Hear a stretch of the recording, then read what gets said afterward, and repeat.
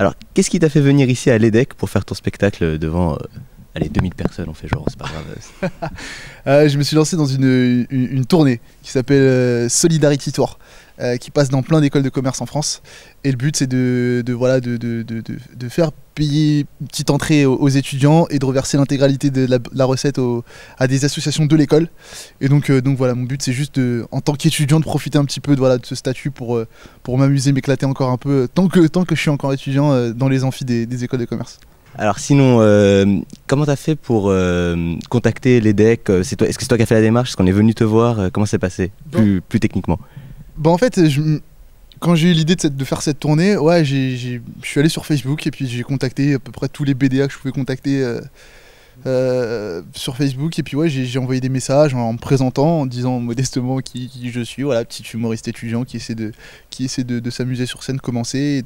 J'ai parlé du projet au BDA de l'EDEC et puis à Gauvin notamment, et ça lui a vraiment plu comme projet. Du coup on s'est dit bah ok, organisons cette date, et puis il voulait la faire en début d'année pour profiter un petit peu de l'engouement du début d'année. Et puis ouais, je regarde pas, franchement, c'est quand je vois le résultat, je me dis on fait pas ça pour rien quoi, donc c'est cool. Alors, en tant qu'étudiant, comment t'as fait pour te lancer comme ça dans l'humour et le monde du stand-up? Bah, j'ai commencé par le théâtre d'abord, j'avais 16-17 ans. Je voulais faire de l'humour déjà à l'époque, mais j'avais pas grand chose à raconter. J'écrivais des vannes, c'était pas très drôle. Et donc du coup, j'ai commencé par le théâtre, le club théâtre de mon lycée, le lycée Van Gogh d'Hermont. Et c'était génial, j'ai fait plein de rôles comiques, j'ai appris énormément. Et à mes 20 ans, 21 ans, j'ai continué un petit peu après le théâtre. Et ouais, à mes 21 ans, j'ai commencé à faire de l'humour, à écrire des sketchs, tout ça, en parallèle de mes études d'école de commerce. Et puis ouais, ça s'est fait vraiment naturellement, et ouais, sans prise de tête, sans envie de notoriété ou quoi, juste le plaisir d'être sur scène, s'amuser, et puis voilà, tout simplement. Et sinon, donc toi, tu es étudiant alors tu avais dit Télécom École de Management, c'est ça? À Évry. Ouais. Ok.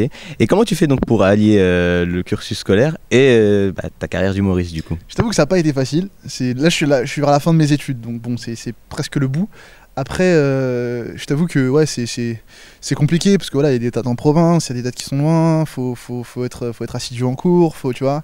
Et puis aussi, tu vois, tout ce qui est départ à l'étranger, tout ça, c'est compliqué, tu vois. Donc voilà, j'ai eu de la chance d'avoir une école, une administration assez compréhensive à mon égard, donc on a pu se mettre d'accord. Et puis voilà, mon but c'était aussi de représenter l'école, donc je leur fais un petit peu de pub, ils sont contents, mais c'est jamais facile, franchement c'est jamais facile, et mais bon, après quand ça te plaît, quand tu kiffes, quand tu t'amuses, voilà, c'est le genre de petits détails que tu oublies vite quoi. Okay. Mais ouais.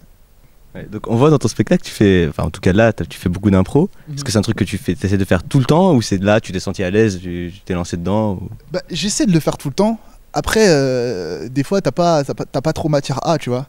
Mais là, quand t'arrives dans une école de commerce, donc tu connais un petit peu comment ça fonctionne, les assos, tout ça, et puis toi-même, t'es étudiant, tu vois, ça crée une vraie proximité avec le public. Et du coup, voilà, j'ai essayé d'en jouer.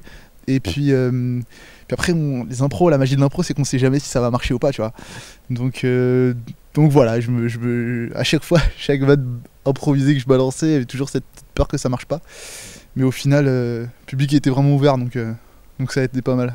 D'ailleurs, par rapport à la peur, malgré que tu fasses plusieurs spectacles et tout, est-ce que tu as toujours le trac avant de monter, ou ça s'arrange avec le temps? Mais demande-leur, là, tous ceux qui sont autour, le BDA, tout ça, j'étais pas bien, hein. J'étais pas bien, j'étais pas serein. Là, tu vois sur scène en train de m'amuser et tout, mais avant, c'est horrible. Je me dis pourquoi je reste pas devant Secret Story, tu vois, à regarder la télé, je sais pas.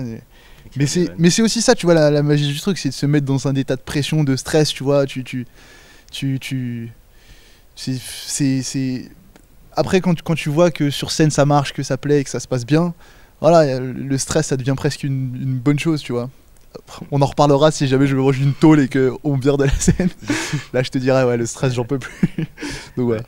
Et du coup, au niveau de l'humour, est-ce que tu as des modèles que français ou étrangers? Est-ce que tu as des modèles déjà? Ça se trouve pas du tout. Bah moi, forcément, il y a des gens qui m'ont donné envie de faire ça. Hein. Voilà, il y a Gad, forcément, il y a Jamel, il y a, tu vois, Thomas Njijol, ouais, c'est toute cette génération d'humoristes stand-uppers qui touche un peu à tout, qui moi m'a beaucoup plu. Après, ouais, je suis un grand fan de Chris Rock. Voilà, si je devais parler des Américains. Et puis ouais, et puis j'aime beaucoup un mec qui s'appelle Selig, qui est qui est un humoriste lyonnais. Et ouais, je trouve ça juste génial ce qu'il fait, donc ouais. Ok, d'accord. Et donc, tu as dit que tu parlais anglais pendant ton stage. Est-ce qu'un jour tu feras un spectacle en anglais, un petit quelque chose, ou une petite tournée aux États-Unis, on sait jamais. Hein, il y a des scènes ouvertes à Paris où il y a de l'humour en anglais. Et j'ai pas encore eu le courage de m'y lancer, je t'avoue. À un moment donné, je vais sûrement y passer, mais ouais, pour l'instant, c'est pas trop encore mon truc, donc on fera cette interview dans quelques années. Mais là, pour l'instant, moi, je suis bien en français, je joue la sécurité. Normal. Et donc c'est que le stand-up qui t'intéresse ou est-ce que tu penses faire des trucs un peu plus comme Gad Elmaleh par exemple à ses débuts, des sketchs avec des personnages et pas que du stand-up?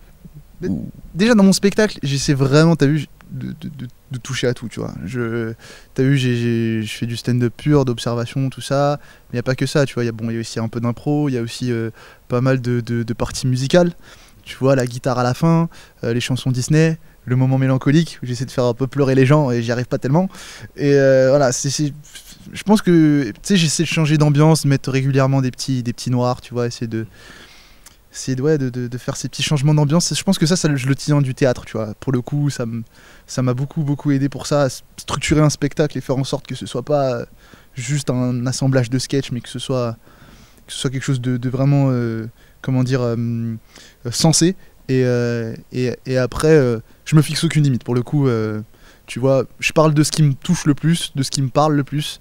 Voilà, peut-être qu'un jour je changerai de registre, peut-être que je ferai de l'humour noir, peut-être que je parlerai de politique, parce que ça me branchera, peut-être que je le ferai en anglais. Donc voilà, tout ça. Donc il n'y a pas de limite. Et donc toi en tant qu'étudiant qui s'est lancé dans l'humour, est-ce que tu as des conseils à donner aux autres étudiants qui te regardent et qui se disent tiens moi je peux faire des vannes aussi, je veux rigoler? Ben ouais, mais dans l'humour, dans les écoles de commerce, pardon, on a plein de on a plein d'étudiants qui ont du talent et qui peuvent monter sur scène et tout, donc ouais, faut y aller, faut en profiter maintenant, tu vois, pendant qu'on est dans les études et tout. Après, si j'avais des conseils, j'ai pas vraiment de conseils à donner, mais je pense c'est jouer le plus possible. Il y a qu'en jouant qu'on arrive à développer des vannes, des trucs, un feeling avec le public, une vraie assurance. Et puis après, essayer d'être original, de pas avoir peur d'aller là où personne n'est allé. Et puis après chacun son univers. Hein.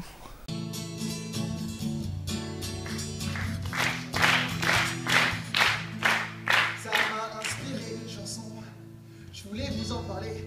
Première étape de mon périple ici, j'ai atterri au foyer. J'y ai vu 3 baby-foot, j'ai trouvé ça génial. Je voulais y jouer mais on m'a dit que pour ça, fallait avoir sa propre balle. Puis je suis rentré dans la brasserie pour nourrir mon estomac. Et avec des professeurs, j'ai vu les prix, j'ai compris pourquoi. Un steak frites à 14,50 payable en 8 fois ou en cash. Administration ce soir, il faut que tu saches qu'à l'EDEC, on n'est pas tous riches comme les mecs de la Starec. On n'est pas tous riches comme les mecs de la Starec. Allez, Dec, tout le monde. Allez, Dec. On n'est pas tous riches comme les mecs de la Starec. Allez, Dec. Allez, Dec.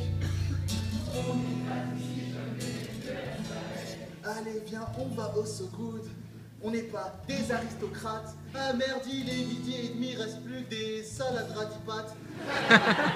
Allez, on se balade en Roubaix, Barbieux, là je fais moi le faire.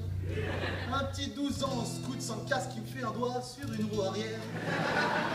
On va peut-être rester dans l'école, ouais, ce sera mieux pour moi. Même si dedans tu te sens pauvre, dehors on prend pour un fils à papa. Promis ce soir on oublie tout, même les choses compliquées. People c'est open bar, je voulais dire, soirée mensuelle à ticket. Allez,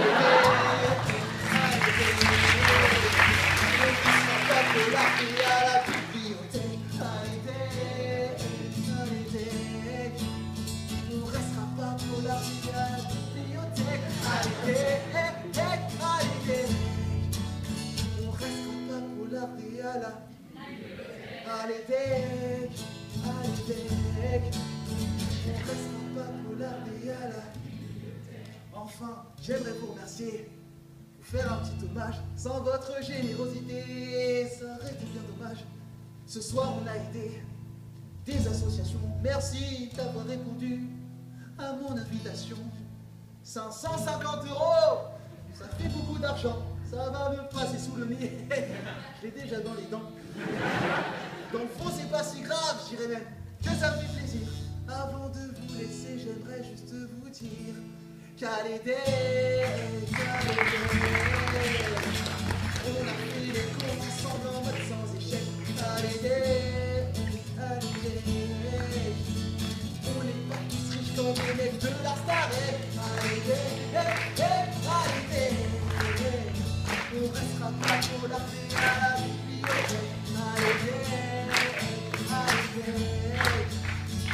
on a fait les cons ensemble en mode sans échec. À l'aider,